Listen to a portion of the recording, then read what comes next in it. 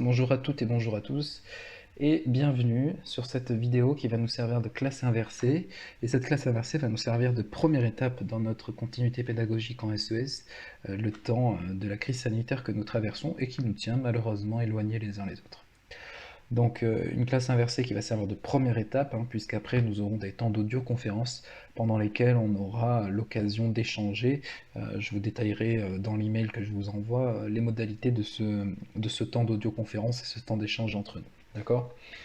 Avant de commencer cette partie 2 sur notre chapitre de la mondialisation, j'ai un conseil que je vous recommande très vivement d'appliquer, qui est de rédiger sur la forme de votre choix un bilan sur la partie 1 de ce chapitre de la mondialisation. Pourquoi?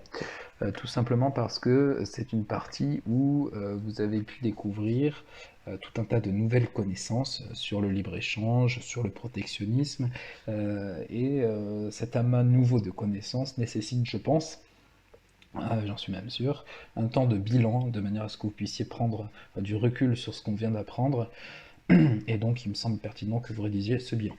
Ce n'est qu'un conseil, maintenant je vous demande de l'appliquer au plus possible. La rédaction de ce bilan n'est pas nécessairement un texte, ça peut être un texte, ça peut être un tableau, ça peut être un schéma, ça peut être une carte mentale, ça peut prendre la forme que vous souhaitez. On en a fait plusieurs des bilans depuis le début de l'année sous diverses formes. À vous d'appliquer la forme qui vous semble la plus pertinente à la fois pour vous et par rapport à cette partie. Et puis ce bilan, une fois que vous l'avez rédigé, vous pouvez me l'envoyer comme vous en avez l'habitude sur mon adresse mail, j'y jette un coup d'œil, et puis je vous dis ce qui va pas, ce qui manque, ce qui est potentiellement faux et qu'il faut corriger, et comme ça vous avez un bilan correct et qui vous convient, et c'est vous qui l'avez rédigé. Voilà. Donc pour la partie 2, on avait commencé un petit peu à défricher le terrain sur cette partie 2, donc très rapidement, on va discuter ici de l'internationalisation de la production, de s'interroger si c'est le fruit de stratégies d'entreprise, et donc un grand 2 divisé en deux temps. D'abord, on va montrer qu'est-ce que c'est cette internationalisation de la production, que ça passe par le développement de la firme multinationale et le développement de la division internationale du travail, du processus productif, pardon. Et puis, nous verrons dans une deuxième partie les logiques de compétitivité qui dictent ce rythme d'internationalisation de la production. Nous avions commencé en cours l'étude de ce document 11 avec la réponse à la question 1, en tout cas le début de la réponse à la question 1. Nous avions défini ce qu'était une firme multinationale comme étant une entreprise qui dispose de plusieurs unités de production situées dans plusieurs pays. Raymond Vernon, un historien, économiste, dit que une entreprise est considérée comme étant une firme multinationale lorsqu'elle a au moins des filiales dans au moins 6 pays différents. Donc ça, c'est la vision de Vernon qui est globalement acceptée. Donc Raymond Vernon, V-E-R-N-O-N, qui considère donc qu'une entreprise est une firme multinationale lorsqu'elle est présente dans au moins 6 pays différents. Bon, vous n'êtes pas obligé de retenir ça. Ce que vous devez retenir, c'est que c'est une entreprise qui a plusieurs unités de production dans plusieurs pays différents. D'accord? Et puis en question 2, on vous demandait, pardon, on a oublié la deuxième partie de la question, excusez-moi, sur les filiales. Alors qu'est-ce qu'une filiale? Une filiale, c'est une entreprise, une société qui va être juridiquement à part entière, qui va avoir une entité juridique propre, mais qui est contrôlée par une société mère. Alors qu'est-ce que ça veut dire cette définition? Il y a deux temps, deux étapes à cette définition. Juridiquement à part entière, ça veut donc dire que l'entreprise, la filiale, dispose d'une identité, d'une personnalité juridique. Ça veut dire qu'elle peut être traduite en justice en son nom propre et non pas au nom de la maison mère. On peut attaquer une filiale sans attaquer la maison mère. Un exemple. Et puis, deuxième partie de la définition, contrôlée par la société mère, ça veut dire qu'une filiale n'est pas toute seule, elle dépend de quelqu'un d'autre, en l'occurrence ici d'une société mère, d'une entreprise plus grosse qu'elle, qui va donc détenir 50% du capital de la filiale.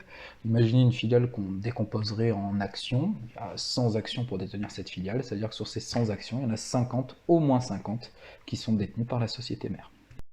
En question 2, je vous avais demandé de calculer de deux manières différentes l'évolution du nombre de firmes multinationales et du nombre de filiales entre 1990 et 2008. Comme vous pouvez le lire sur le diapo qui s'affiche devant vous là, les données pour calculer ça sont dans le texte, dans la première partie du texte du document.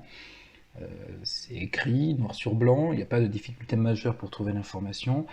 On est au mois de mars, c'est presque avril d'année de terminale. Je vous demande de calculer de deux manières différentes une évolution.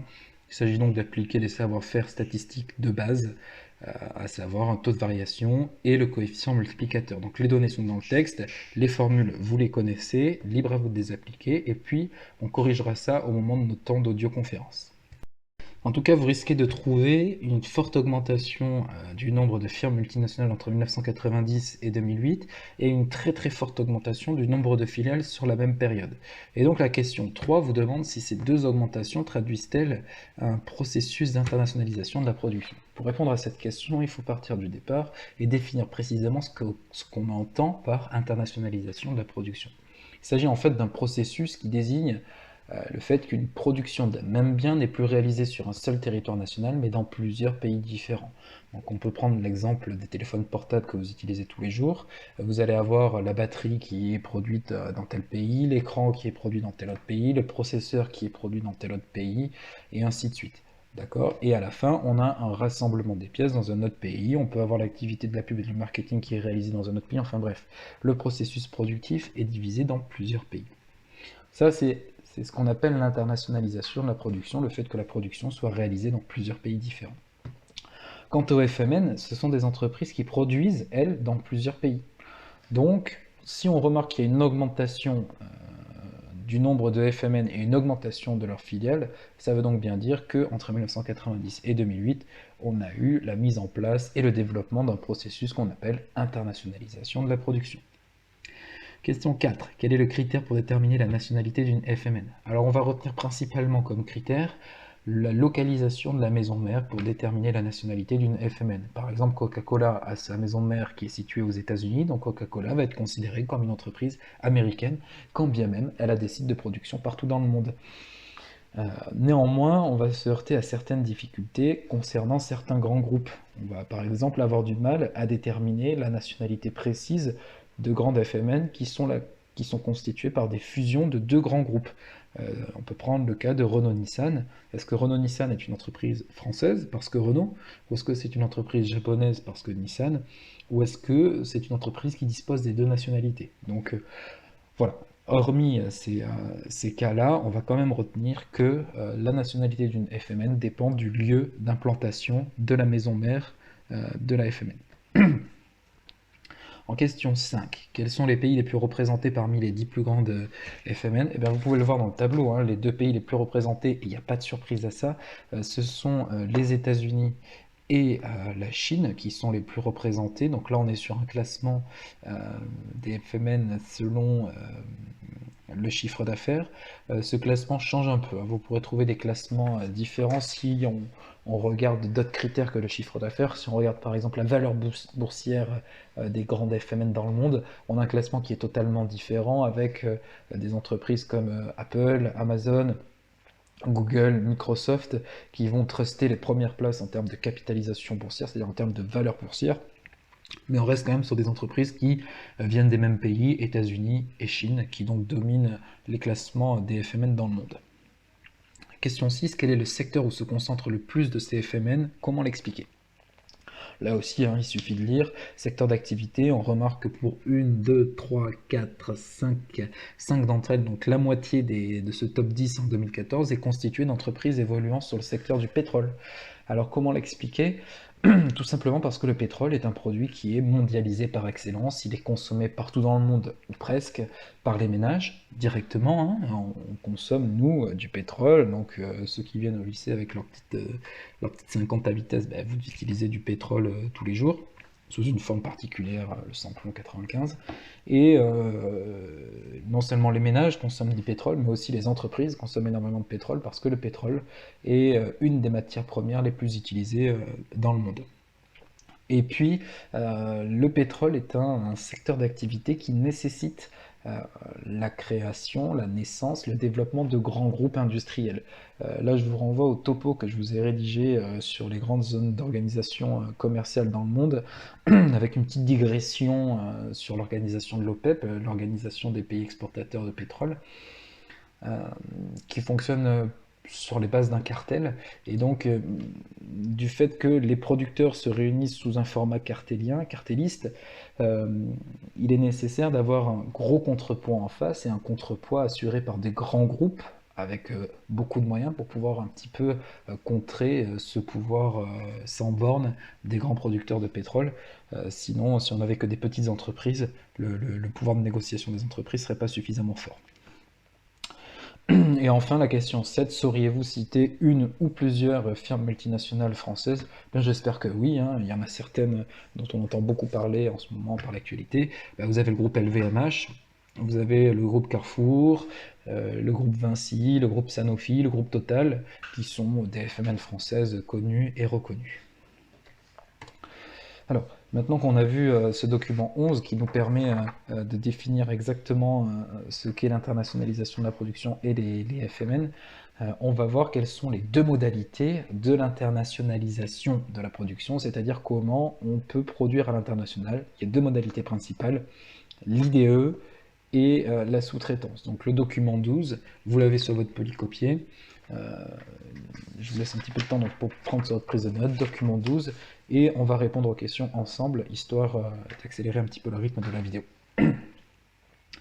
Donc, rappelez la définition d'un IDE. Un IDE, c'est un investissement international dans le but d'acquérir 10% du capital social d'une entreprise existante ou de participer à la création d'une nouvelle société à hauteur d'au moins 10% du capital social.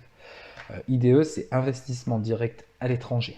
Cette IDE a pour but de prendre le contrôle d'une société nouvellement créée ou d'une société qui est déjà créée. D'accord? Donc on va prendre le contrôle d'une filiale, soit qu'on crée, soit qui est déjà créée. Et là, on va prendre le contrôle d'au moins 10% de cette filiale pour que ce soit considéré comme un IDE. Si c'est en dessous de 10%, c'est pas un IDE, c'est un investissement de portefeuille. C'est tout à fait autre chose, c'est pas au programme. Ce qui est au programme, c'est l'IDE, l'investissement direct à l'étranger. Et il s'agit de prendre le contrôle d'au moins 10% d'une autre entreprise. Et là, on réalise un IDE. Alors pourquoi réaliser un IDE? Il y a plusieurs motivations. On peut en retenir quelques-unes. La première, on peut réaliser un IDE pour acquérir une partie d'une filiale pour pouvoir accéder à certaines ressources. Alors ça peut être pour accéder à des ressources naturelles, mais ça peut être aussi pour pouvoir accéder à un marché où la main-d'œuvre est pas chère, ou alors où la main-d'œuvre est très qualifiée. Ça peut être pour accéder à un marché, vous avez certains pays comme la Chine qui va imposer aux entreprises étrangères de produire sur leur territoire pour pouvoir vendre leurs propres produits. D'accord? Mais je crois que ça se fait aussi pas mal au Brésil. Si vous voulez pénétrer le marché chinois, vous êtes obligé de produire une partie de votre production sur le marché chinois, vous ne pouvez pas juste exporter. D'accord? Donc ça, c'est pour ce qu'il s'agit de la première modalité. Comme vous pouvez le voir sur le document, vous verrez qu'il y a plusieurs types d'IDE différents et je vous amène à réfléchir à ces formes d'IDE différentes en question 5 et 3. On va répondre à la question 2. Qu'est-ce que la sous-traitance? Il distinguait l'internationalisation de production d'une entreprise par sous-traitance et celle impliquant un flux d'IDE. Alors, la sous-traitance, là pour le coup, on n'a pas la prise de contrôle du capital d'une autre entreprise, mais on a le recours au contrat entre deux entreprises. Dans notre premier exemple, dans le cas d'un IDE, imaginez que l'entreprise Alpha souhaite produire sur le territoire de l'entreprise Tango. Si elle réalise un IDE, alors Alpha va acquérir au moins 10% du capital social de Tango. Dans le cadre de la sous-traitance, Alpha ne prend pas le contrôle de au moins 10% de Tango, mais va passer un contrat avec Tango. Il va lui dire, voilà, écoute Tango, tu vas me produire tant de tel bien pour tel jour. Ok? Et moi, je te paierai tant pour cette production. Donc c'est un contrat d'achat-vente. Et alors là, j'ai essayé de trouver des exemples de grands groupes qui font de la sous-traitance, ou du moins de grands groupes qui sous-traitent pour d'autres grands groupes. Et vous avez l'exemple sur le diapo de Plastic Omnium, qui est une entreprise française, qui est une filiale, qui pour le coup est une filiale présente partout dans le monde, et qui produit des matériaux plastiques, notamment pour l'industrie automobile. Et Plastic Omnium fabrique 10% des pare-chocs dans le monde, et c'est notamment eux qui ont la charge de la production de nombreux pare-chocs pour le groupe Peugeot. Donc Peugeot et Plastic Omnium ont un contrat de sous-traitance. Plastic Omnium est un sous-traitant de Peugeot. En autre exemple, j'ai pu trouver des exemples proches de chez nous. L'entreprise Léa Nature, basée vers La Rochelle, qui déclare faire appel alors à BioVivet en tant que sous-traitant pour la réalisation de plats cuisinés bio. Alors c'est assez particulier, j'ai pas bien compris sur leur site, mais ils parlent de sous-traitance et en même temps ils disent qu'ils ont acheté l'entreprise. Enfin, c'est assez particulier.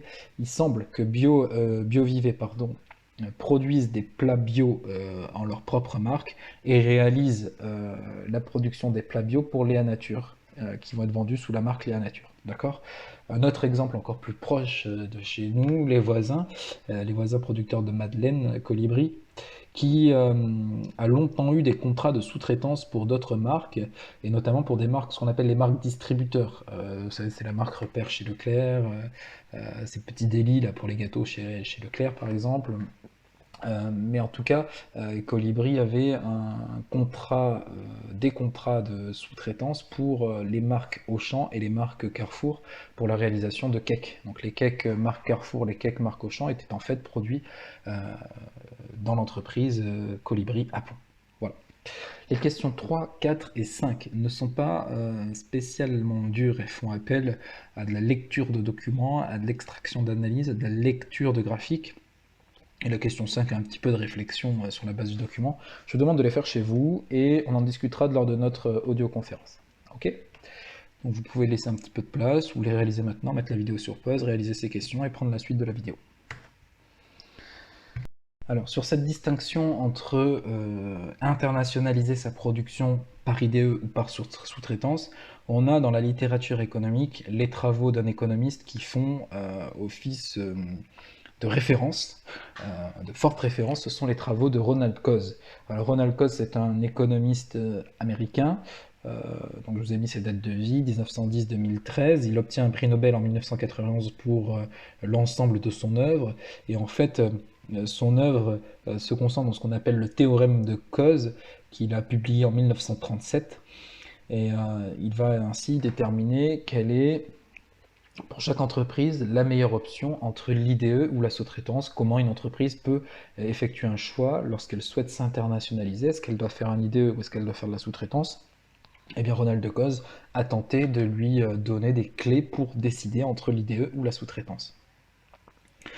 Alors en fait, pour lui, procéder à un IDE ou procéder à la sous-traitance, c'est deux stratégies totalement différentes. Il y a une première stratégie qu'il appelle la stratégie du « je fais moi-même ». Il parle alors d'une stratégie de coordination par la hiérarchie. C'est-à-dire que l'entreprise qui s'internationalise dit « je préfère faire moi-même », donc elle va, entre guillemets, internaliser son internationalisation.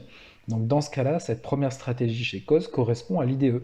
Je fais moi-même, je prends le contrôle d'une autre entreprise qui devient mienne, qui devient ma filiale, qui m'appartient, et donc je décide de faire moi-même pour avoir un contrôle plein sur la production et sur l'internationalisation de ma production.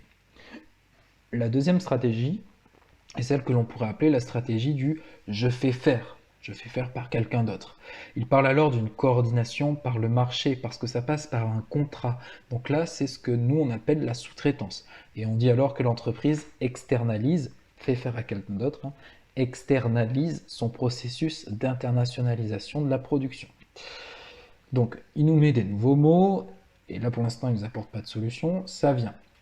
Ces deux stratégies comportent des coûts, selon lui. La coordination par la hiérarchie va impliquer des coûts d'hiérarchie. Les coûts d'hiérarchie, ça va être la gestion de la main-d'œuvre, ça va être des lourdeurs administratives, ça va être des lourdeurs pour coordonner les services d'une entreprise lorsque ces services sont éclatés dans différents pays.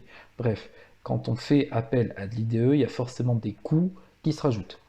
Mais il y a aussi des coûts lorsque l'on passe par la coordination par le marché, qu'il appelle alors des coûts de transaction. Les coûts de transaction, ce sont des coûts qui sont liés à la rédaction de son contrat et au fait de veiller au respect de ce contrat. Donc rédiger un contrat, pour rédiger un contrat, il faut faire appel à des juristes qu'il va falloir rémunérer, et un juriste, c'est cher. Il y a aussi le fait que quand vous rédigez un contrat, quand vous contractez avec quelqu'un, il y a un temps de négociation, et que ce temps est coûteux. Le temps que vous passez à négocier, c'est du temps que vous perdez en production.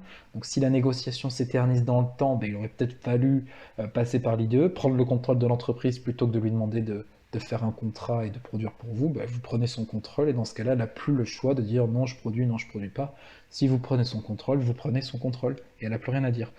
Si vous passez par le contrat, il y a un temps de négociation qui peut être long et qui peut échouer. Donc, autre coût possible, le temps de la négociation et une négociation qui peut échouer.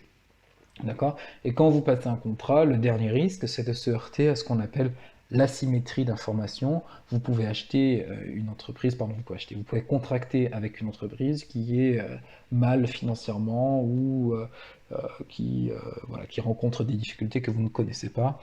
Et là, je vous renvoie au cours de première que vous avez pu avoir sur l'asymétrie d'information. Donc les deux solutions, les deux stratégies comportent des coûts, et Ronald Coase nous dit tout simplement que l'entreprise doit estimer ses coûts avant de se lancer.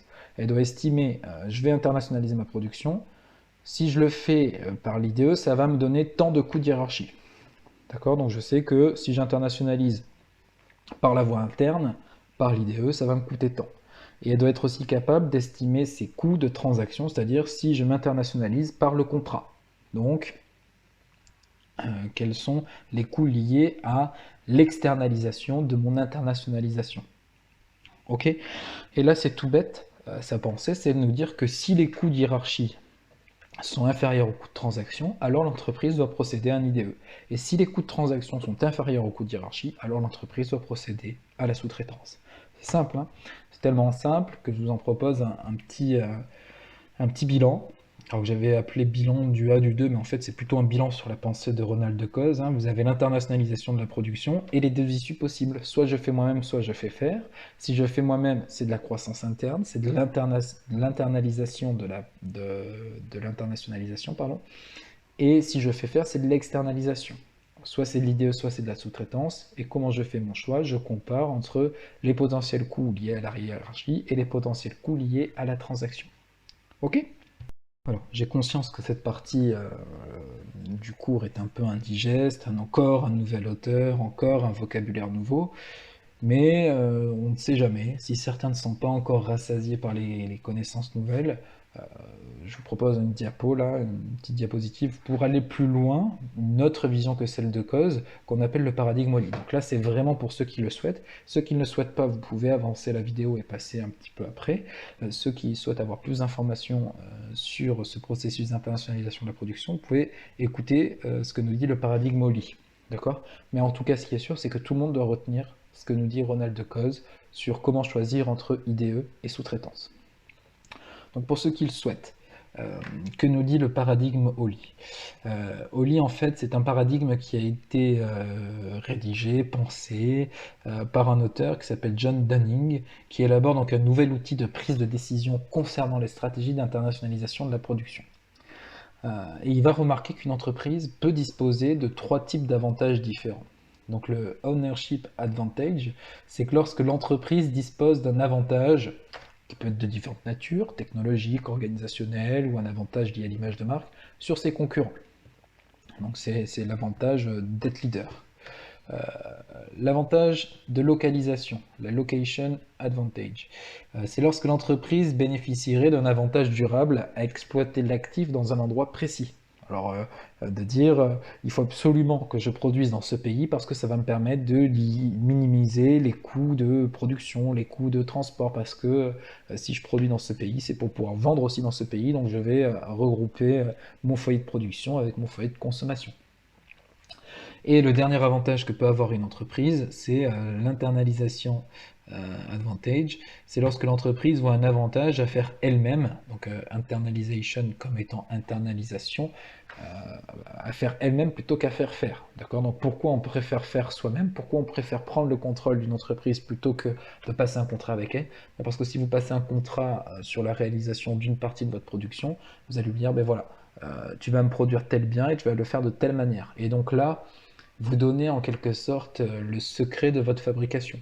Et ça peut être dangereux, même si vous prévoyez des clauses dans votre contrat de sous-traitance. Il se peut qu'il y ait des fuites, il se peut que votre savoir-faire, qui auparavant était votre avantage concurrentiel parce que vous étiez le seul à détenir ce savoir-faire, si vous passez un contrat de sous-traitance, il y a un risque de fuite. Donc peut-être que vous avez un intérêt, un avantage à faire vous-même. Et dans ce cas-là, c'est l'avantage d'internalisation. Ok? Et donc pour Dunning, il va considérer que si l'entreprise dispose des 3 avantages, du O, du L, du I, donc de l'ownership, location et internalization, alors l'entreprise doit procéder à un IDE. Si elle n'a que le O et le L, elle va produire sous licence, et si elle a O et I, alors elle va procéder à des exportations. Ok? Allez, tout le monde reprend au document 13. Donc là, on a défini ce qu'était l'internationalisation de la production, quelles étaient ses deux voiles, l'IDE, la sous-traitance, comment faire un choix entre l'IDE et la sous-traitance. C'est les travaux de Coase qui font référence. Pour ceux qui veulent, vous pouvez les comparer aux travaux de Dunning, mais tout le monde retient les travaux de Coase. Mais maintenant, on va s'attacher à définir un peu plus ce que c'est cette division internationale du processus productif et son origine, donc document 13. Document 13, où nous allons répondre à la première question ensemble, et vous répondrez aux questions 2 et 3 tout seul chez vous, et puis on en rediscutera lors de notre audioconférence. Alors, qu'est-ce que c'est que la DIPP? Expliquer ce qu'est la DIPP à partir du texte, et présenter les facteurs qui l'ont favorisé. Alors, la division internationale du processus productif, c'est lorsque les étapes de fabrication d'un même bien sont réparties entre plusieurs entreprises réparties dans différents territoires dans le monde, depuis la conception du produit, qu'on appelle la R&D, jusqu'au produit final et au marketing, la publicité. C'est une manifestation, une autre preuve visible de l'internationalisation de la production. Il y avait l'existence de firmes multinationales, il y a aussi la division internationale du processus productif. Et alors, si la DIPP a été rendue possible, c'est grâce à la baisse des coûts de transport, donc ça je vous renvoie à notre partie 1 sur ce cours, aux possibilités d'échange d'informations à faible coût et à haute vitesse, c'est les révolutions technologiques liées à Internet, alors avec la DSL, la fibre, la 3G, la 4G, la 5G, et l'évolution des techniques de production. Ok. Et donc les questions 2 et 3, des questions d'analyse du texte, je vous laisse les faire à la maison, histoire que vous travaillez un petit peu, et puis on en discute lors de notre audioconférence. Alors, maintenant qu'on a vu d'où venait cette DIPP, sur quoi elle reposait, on va s'attacher à montrer quels sont ses effets. Donc, document 14, les effets de la DIPP, et là on répondra qu'à la question 1 et 2, la question 3 on la laisse de côté parce qu'elle ne m'intéresse pas, et elle n'apporte rien pour l'avancée du cours, ni pour la réalisation du programme.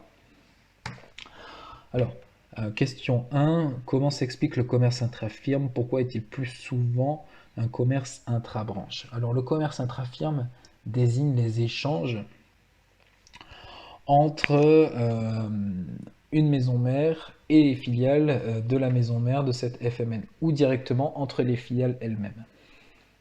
Ce commerce intra-firme s'explique par des échanges de produits à différents stades de fabrication entre filiales d'un même groupe. Ces échanges relèvent de l'intra-branche puisque ce sont des produits décomposés d'une même branche d'activité. Donc on a de l'intra-firme parce qu'on s'échange des biens entre filiales d'une même firme ou entre la filiale et la maison mère d'une firme, et c'est de l'intra-branche parce que c'est souvent dans le même secteur d'activité. Ok. La question 2, montrer que la DIPP s'appuie sur une recherche de l'avantage comparatif ou sur la création d'un avantage comparatif. Eh bien en fait, l'entreprise va décomposer d'abord dans un premier temps les différentes étapes de production du bien. Voilà, il y a 12 étapes pour produire mon smartphone. Pour réaliser la première étape, la R&D, je vais avoir besoin d'une main-d'œuvre très qualifiée. Donc il va falloir que je localise cette étape de la production dans un pays où la main-d'œuvre est très fortement qualifiée dans les nouvelles technologies. Pour produire, après pour lancer en grande série la production du processeur, là je vais avoir besoin non pas d'une main-d'œuvre qui est très qualifiée, je vais avoir besoin d'une main-d'œuvre assez qualifiée mais pas trop, mais surtout une main-d'œuvre pas chère. Donc là je vais me situer dans un pays où la main-d'œuvre est pas chère. Donc en fait, on décompose la production d'un bien en plusieurs étapes et on va affecter chaque étape à un pays, à une zone du monde en particulier, en tenant compte des besoins, notamment en main-d'œuvre. Et si on a besoin d'une main-d'œuvre qualifiée pour l'étape 1, 5, 8 et 12, eh bien l'étape 1, 5, 8 et 12 seront réalisées dans des pays où la main-d'œuvre est très qualifiée. Vous comprenez? Voilà, 29 minutes pour faire le tour de ce grand A sur notre grand 2, sur qu'est-ce que l'internationalisation de la production et qu'est-ce que la division internationale du processus productif. N'hésitez pas, tout au long de la vidéo, à noter sur un brouillon toutes les questions qui peuvent vous apparaître, toutes les zones floues qui peuvent apparaître, et lors de notre audioconférence, nous aurons un temps où vous poserez vos questions et je répondrai à vos questions. Allez, on passe au grand B, Grand B, on va montrer que l'internationalisation de la production répond aussi à une logique, à une stratégie qu'on appelle la stratégie de compétitivité, qui va être donc le fondement de l'internationalisation de la production. On ne s'internationalise pas pour le plaisir de s'internationaliser, on s'internationalise parce qu'il y a une stratégie particulière visée, c'est une stratégie de compétitivité. Et comme c'est jamais simple, cette stratégie de compétitivité, en fait, il y en a deux. Il y a la stratégie de compétitivité prix et la stratégie de compétitivité hors prix. Voilà pourquoi notre dernière sous-partie de ce cours va être divisée en deux sous-parties, assez denses chacune d'elles. Donc la première sous-partie, les choix de localisation qui répondent à la compétitivité prix. Alors, pour commencer à étudier cette compétitivité prix, c'est un mot qui est assez transparent, on le définira un petit peu plus tard, mais je pense que vous voyez déjà là où on va en venir. Document 15, le coût de la main-d'œuvre, un facteur déterminant de la compétitivité prix et du choix de localisation du site de production. C'est le document 2, page 80 du livre, que j'ai scanné et que j'ai mis sur le diapo, mais vous aurez une meilleure vision sur votre manuel. Alors, distinguer les notions d'externalisation et de délocalisation. Alors, délocaliser, souvenez-vous, ça consiste à fermer un site de production sur le sol national pour le rouvrir à l'étranger. La délocalisation implique donc forcément un transfert de la production vers l'étranger. Externaliser, ça veut donc dire faire appel à de la sous-traitance. Sous-traiter n'implique pas nécessairement un transfert du site de production ou d'une partie de la production à l'étranger. On peut sous-traiter avec un sous-traitant de la même nationalité que la maison mère. On peut avoir une maison mère qui fabrique des chaussures et qui va avoir besoin de distribuer ses chaussures dans des magasins de vente de chaussures, j'en sais rien, moi, chez GMO par exemple, et pour acheminer votre production de chaussures jusqu'à chez GMO, vous allez avoir besoin d'un transporteur. Soit vous êtes un fabricant de chaussures qui est très fort et vous avez suffisamment d'argent pour acheter des camions et pour acheter des conducteurs de camions qui vont aller livrer vos chaussures dans tous les GMO de France, soit vous n'avez pas les reins financièrement assez solides, vous n'avez pas un volume de production suffisamment élevé pour pouvoir vous permettre d'avoir des camions et des chauffeurs à vous, donc vous allez faire appel à un transporteur routier qui va livrer pour vous votre production de chaussures. Et donc là, c'est de la sous-traitance, c'est de l'externalisation, mais vous pouvez faire appel à un routier, un transporteur français. D'accord? Il y en a plein, vous tapez sur Google, transporteur, routier français, et vous en trouverez un Norbert d'Entresangles, il y en a même dans la région, proche de chez nous, j'ai oublié leur nom, ça me reviendra un autre jour. Et donc on peut externaliser, on peut sous-traiter sans nécessairement partir à l'étranger, alors que la délocalisation implique nécessairement un départ à l'étranger. Question 2. Pourquoi les entreprises délocalisent-elles des activités de service? Alors, certaines activités de service ne vont pas nécessiter des qualifications particulières. Alors, on va exprimer des besoins, nous, entreprises, vers une main-d'œuvre qui va être peu qualifiée et surtout peu chère. On peut avoir des entreprises, par exemple, qui vont décider de délocaliser des services de démarchage commercial, téléphonique, dans des pays où la main-d'œuvre est peu qualifiée. Pourquoi? Parce que c'est une mission qui est ponctuelle, d'accord, démarcher téléphoniquement pour vendre des fenêtres ou pour vendre des abonnements téléphoniques. Vous n'avez pas besoin de faire ça tout le temps, c'est sur une période, pendant une offre promotionnelle sur les fenêtres par exemple. Donc c'est une mission qui va être ponctuelle, qui n'est pas, qui ne nécessite pas une main-d'œuvre très qualifiée, mais qui nécessite une main-d'œuvre qui va accepter des conditions de travail particulière et qui va être accepté d'être mal payé.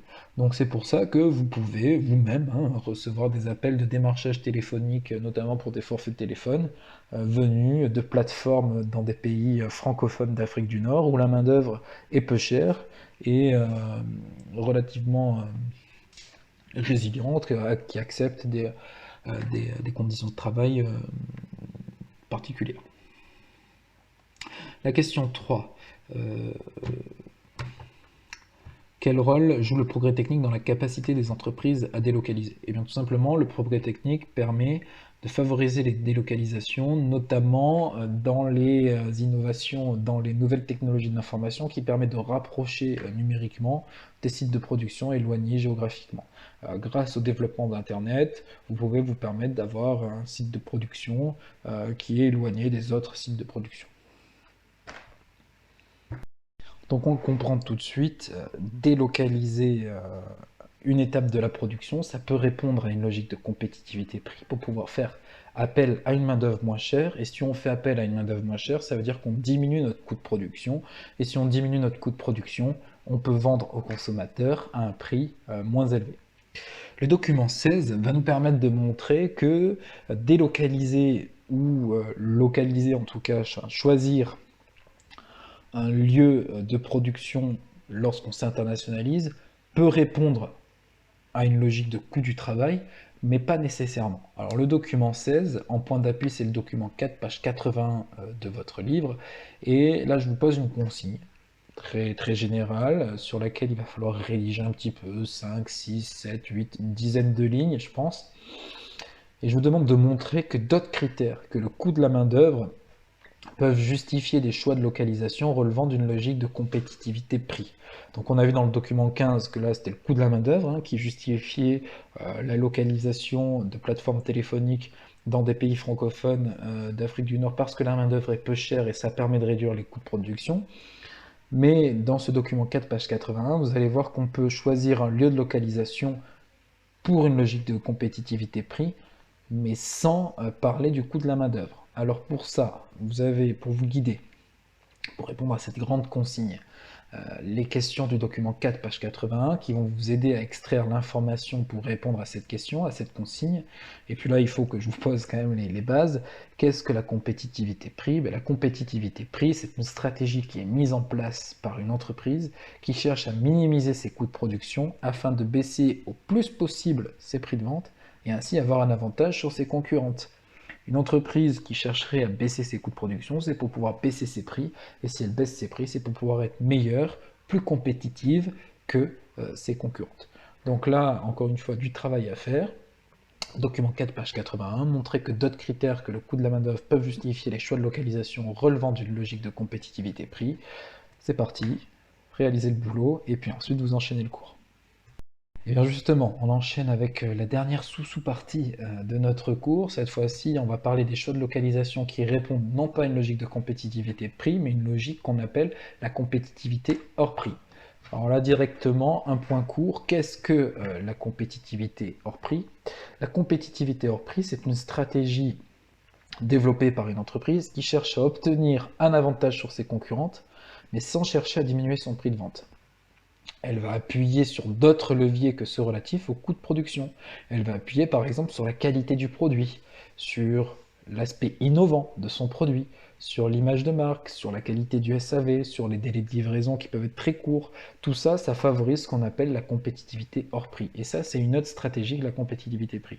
C'est de dire, je vais essayer quand même de me démarquer de la concurrence, mais pas en proposant des produits peu chers, mais en proposant des produits peut-être chers, mais de très grande qualité, ou des produits chers mais très innovants, ou des produits chers mais je sais que derrière il est réparé. On peut imaginer une entreprise de frigo, de réfrigérateur, elle pourrait se dire non, moi j'ai pas envie de produire des frigos à 100 balles, je vais produire des frigos à 500, 600 euros, parce que derrière mon produit il est de qualité, il tombe jamais en panne, parce que mon produit, mon frigo, il est super innovant, c'est l'époque où on a inventé les frigos américains avec les glaçons qui tombent. Voilà, innovation, donc je peux le vendre 700-800 euros parce que c'est un frigo américain. Je peux le vendre parce que ma marque a une belle image. Je favorise, je sais pas moi, l'emploi de personnes handicapées, par exemple. Ça peut donner une belle image de marque à l'entreprise. Je favorise des produits des matériaux éco-responsables. Ça va donner une bonne image de marque à l'entreprise, donc je peux me permettre de vendre plus cher parce que j'ai des bons matériaux. J'ai un bon SAV, ça veut dire que même si mon frigo est d'excellente qualité, je dis au client, si jamais il tombe en panne, il y a un SAV qui est ultra performant, donc c'est pour ça que c'est un peu plus cher. Bref, cette fois-ci, je ne cherche pas le meilleur prix, je cherche un produit meilleur sur des critères autres que le prix. Voilà, je pense que j'étais assez clair, assez explicite sur ce que c'est que cette compétitivité hors prix. Donc pour l'appréhender un petit peu mieux, document 17, où là on va s'appuyer à la fois sur le document 3, page 81, et le document 1, page 82, qui montrent que les chefs d'entreprise prennent peut-être en considération le coût de la main-d'œuvre pour nombre de productions, mais pas que. D'accord? Donc d'abord, le document 3, page 81, je vous en propose une analyse directement, sans passer par les questions, une analyse plus globale. Pourquoi? Parce que ce document 3, page 81, s'appuie sur un savoir-faire stat que je ne suis pas sûr que vous ayez déjà vu en maths, les indices. Donc là, je préfère y aller comme ça, brutalement. Si jamais il y a beaucoup de questions pendant notre temps d'audioconférence, je vous proposerai un point court, rapide, statistique sur ce que c'est qu'un indice. Mais on va faire comme si vous connaissiez. Et donc, ce qu'on peut voir sur le document 3, page 81, c'est qu'en 2009, en base 100 France, l'indice du coût annuel du travail en Pologne est de 22,8. Donc, autrement dit, quand un salarié français coûte 100, un salarié polonais ne coûte que 22,8. Attention, il n'y a pas d'unité ici, on est en indice. Donc, si un salarié français coûte 100, un salarié polonais, pardon, coûte 22,8. Autrement dit, le coût annuel du travail est environ 4 fois moins élevé en Pologne qu'en France. Et donc là, de prime abord, on pourrait conseiller aux entreprises françaises de délocaliser leurs activités gourmandes en main-d'œuvre en Pologne afin de diviser par 4 le coût du travail et donc leur coût de production. Mais c'est pas si simple que ça. Déjà parce que sur la partie droite de ce document 3, page 81, vous avez un graphique, un diagramme qui vous montre que là, c'est les différentiels de productivité, c'est-à-dire la capacité de production d'un salarié dans différents pays. Et là encore, la base 100 est en France. Et donc, lorsque la productivité d'un salarié français est de 100, la productivité d'un salarié polonais est de 54,3, ce qui signifie que le polonais est quasiment 2 fois moins productif que le français. Donc là, on va dire à notre entreprise, eh bien écoute, tu veux potentiellement te délocaliser, potentiellement la Pologne t'intéresse, ok c'est sympa, le salarié polonais est 4 fois moins cher, mais il est aussi 2 fois moins productif, ça veut dire qu'en 1 heure, il produit 2 fois moins que le salarié français. Mais en 1 heure, il te coûte 4 fois moins. Bon, là, si on s'en tient aux deux parties de ce document, l'entreprise française a toujours envie d'aller en Pologne, parce que elle aurait tendance à nous dire oui, il produit 2 fois moins, mais il me coûte 4 fois moins cher, donc l'un dans l'autre, si je vais en Pologne, je me délocalise.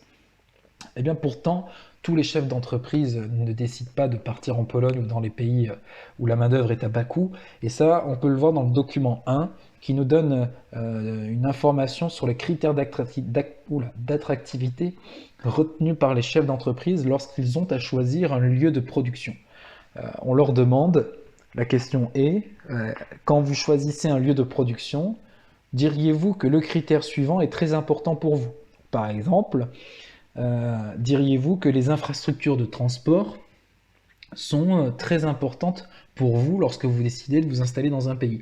Eh bien, ils sont 54% à dire oui, c'est très important lors de ma décision de savoir si les infrastructures de transport sont de qualité. Ils sont 48% à considérer que la qualité des infrastructures de télécommunication est aussi un critère très important. Ils sont 45% à considérer que la qualification de la main-d'œuvre, 45% à dire que ce critère-là est un critère qui est très important. On est donc là sur des critères qui recueillent de forts suffrages, 54, 48, 45%, on est sur des taux quasiment de moitié de chefs d'entreprise qui déclarent voilà, pour moi, ces trois critères-là, qui ne sont pas des critères de compétitivité prix, qui sont des critères de compétitivité hors prix, qui vont faire que ça va être un petit peu plus cher que si j'allais ailleurs, et bien quand même, ces critères-là sont très importants. Donc on a donc ici l'exemple, l'illustration de chefs d'entreprise qui nous disent, nous, ce qui nous intéresse, c'est aussi des critères de compétitivité hors prix. Là, sur cette diapo, ce que je vous propose, c'est une version actualisée du document que vous avez sur votre livre, le document 1, page 82, on leur a demandé, là, aux chefs d'entreprise, de classer sur une échelle de 1 à 10, 1 étant le critère le plus important, 10 étant le critère le moins important, lorsqu'ils procèdent à un choix de localisation. Et là, on est en 2014, alors que tout à l'heure, on était en 2007, si je ne m'abuse. Donc 7 ans après, lorsqu'on interroge les chefs d'entreprise, le critère qui est le plus souvent évoqué lorsqu'ils choisissent un lieu de localisation de production, c'est la stabilité de l'environnement politique. Est-ce que, si je vais dans ce pays-là, je suis sûr que le pouvoir en place va rester en place, que la forme de pouvoir en place va rester en place? Je suis dans une démocratie, est-ce qu'il y a un risque, je ne sais pas, de coup d'État militaire qui ferait l'imposition d'une dictature et qui pourrait remettre en considération, remettre en cause ma présence sur ce territoire-là. Donc la stabilité de l'environnement politique, c'est un critère qui relève de la compétitivité hors prix et qui est considéré comme étant le critère numéro 1 par les chefs d'entreprise. Et si vous regardez bien ce tableau, le premier critère qui relève de la logique de compétitivité prix, c'est le coût du travail, et il apparaît en 4e position seulement. Ça veut dire que les 3 premiers critères cités par les chefs d'entreprise relèvent de critères de compétitivité hors prix. Le premier critère de compétitivité prix n'arrive qu'en 4e position. Et des critères forts de compétitivité prix, comme la taxation des entreprises ou comme la flexibilité du droit du travail, n'arrivent qu'en 8e et en 10e position. C'est-à-dire que les chefs d'entreprise, en tout cas le déclarent, disent quand je choisis ma localisation, eh bien la taxation que je vais devoir payer, c'est que le 8e critère que je regarde, bien après la stabilité de l'environnement politique, bien après la taille du marché intérieur où je vais produire, bien après la croissance potentielle de la productivité, ainsi de suite, ainsi de suite. Donc on a des critères de compétitivité prix qui perdent de leur influence et des critères de compétitivité hors prix qui gagnent de l'influence. Donc on a quand même une logique qui commence petit à petit à prendre le pas sur l'autre. D'accord ? Même si les critères de logique de compétitivité prix restent très forts. Alors le document 18, on arrive presque au bout de notre chapitre, et là je vais vous redemander de faire du travail un petit peu de rédaction. Et alors, vous ne me le rendrez pas, on en discutera aussi pendant notre audioconférence. Il y a 3 documents à analyser, et là je veux que vous vous intéressiez à 3 critères de compétitivité hors prix mis en œuvre par des entreprises. Donc vous allez regarder le document 2, page 82, le lire, et me montrer que Zara appuie sa stratégie sur un levier qui relève de la compétitivité hors prix. Vous me dites quel est ce levier-là, quel est le levier de compétitivité hors prix sur lequel s'appuie Zara. Dans le document 3, page 83, je veux que vous me montriez que la concentration géographique, que la concentration de beaucoup d'entreprises du même secteur dans un même lieu géographique est économiquement pertinent. Et enfin, dans le document 4, page 83, vous allez me montrer que la différenciation produit est un levier de la compétitivité hors prix. Donc là, l'objectif, c'est que vous creusiez un petit peu cette nouvelle notion de compétitivité hors prix. Enfin, la conclusion du B de notre grand 2, là c'est un document vidéo, je vous remets le lien sur le diapo, vous l'avez sur votre polycopier. C'est un document, une vidéo qui est importante. Je vous demande de ne pas négliger cette étape, de bien la réaliser, de bien regarder cette vidéo et de lister. Alors vous pouvez vous créer un petit tableau ou pas, mais je veux que pour ce document 19, vous listiez tous les éléments qui justifient le choix de localisation de cette entreprise. Une fois que vous avez tous ces éléments, vous allez me dire, ben voilà, cette entreprise, elle a décidé de se localiser dans ce pays parce que ça et ça. Et dans tous ces ça, vous allez me dire, ben, cela, c'est plutôt des critères de compétitivité prix, et cela, c'est plutôt des critères de compétitivité hors prix. Pourquoi je vous demande de faire ce travail et pourquoi je vous conseille de réaliser ce travail? C'est parce que dans ce grand A et dans ce grand B, on a, dans ce grand A et dans ce grand B, pardon, dans tout ce grand B, on avait 2 sous-parties, le petit 1, le petit 2, le petit 1 sur la compétitivité prix, le petit 2 sur la compétitivité hors prix, et on les étudie de manière frontale. Telle entreprise fait de la compétitivité prix, telle entreprise fait de la compétitivité hors prix. Et ça laisse entendre qu'une entreprise fait soit l'un, soit l'autre, ce qui n'est pas vrai. Ce qui est davantage vrai, c'est que les entreprises font souvent les deux. Et il me semble important que vous compreniez ça, ce serait préjudiciable pour vous si vous pensiez l'inverse. Si vous vous mettez à penser qu'une entreprise fait soit l'un soit l'autre, c'est faux et ça ne va pas. Donc ne négligez pas cette étape, regardez ce petit reportage et comprenez qu'une entreprise peut choisir sa localisation à la fois sur des critères de compétitivité prix et à la fois sur des critères de compétitivité hors prix. Et enfin, on en arrive à la fin de cette vidéo et à la fin du travail que je vous demande de faire. Encore un document vidéo, donc cette fois-ci pour la conclusion globale du chapitre, une ouverture même du chapitre où on se demande consommer français, est-ce un défi actuel? Est-ce un défi du 21e siècle? Alors, pourquoi s'attarder là-dessus? Tout simplement parce qu'on avait fait une sensibilisation où on avait montré, notamment je vous remets cette une du Parisien, vous aviez en 2012 le ministre du redressement productif Arnaud Montebourg qui avait posé fièrement avec une machine à soupe Moulinex et habillé d'une marinière, hein, qui n'est pas l'habit classique d'un ministre. Et il posait en une du Parisien afin de défendre ce qu'il appelait alors le Made in France. Et ce Made in France, ce fabriqué en France, a été pendant longtemps, enfin du moins au début du XXIe siècle, hein, pendant la campagne présidentielle de 2012, pendant la campagne de 2017 aussi, ce fabriqué en France, ce Made in France, a été un argument de campagne pour de nombreux partis politiques et de nombreux hommes politiques. C'est un enjeu politique et social qui est très situé dans le XXIe siècle. Est-ce que c'est vrai? Ou est-ce que c'est un peu faux? Est-ce que notre vision est un peu faussée? Est-ce que ce n'était pas déjà une problématique qui se posait au XXe siècle? Et bien là, je vous propose un documentaire qui est un petit peu plus long que ceux dont on a l'habitude de voir, mais vous êtes à la maison, vous avez le temps de le voir, il n'est pas non plus excessivement long. Là, encore une fois, ne négligez pas l'étape, c'est pour vous montrer que consommer français, ça a été une problématique qui ne date pas, ce n'est pas une problématique qui date d'aujourd'hui. D'accord? Ça permet un petit peu de vous donner des billes de réflexion et de prise de recul. Donc voilà, ça en est fini pour cette vidéo. Ne négligez aucune étape, ne négligez aucun travail que je vous demande. Je sais c'est un peu long, mais je vous ai vraiment laissé tranquille la première semaine. Donc là c'est normal qu'on enclenche une vitesse d'apprentissage. Faites le boulot. On en reparle tout ça dans les audioconférences et je vous détaille la programmation des audioconférences dans l'email. Allez, merci de votre attention et à bientôt.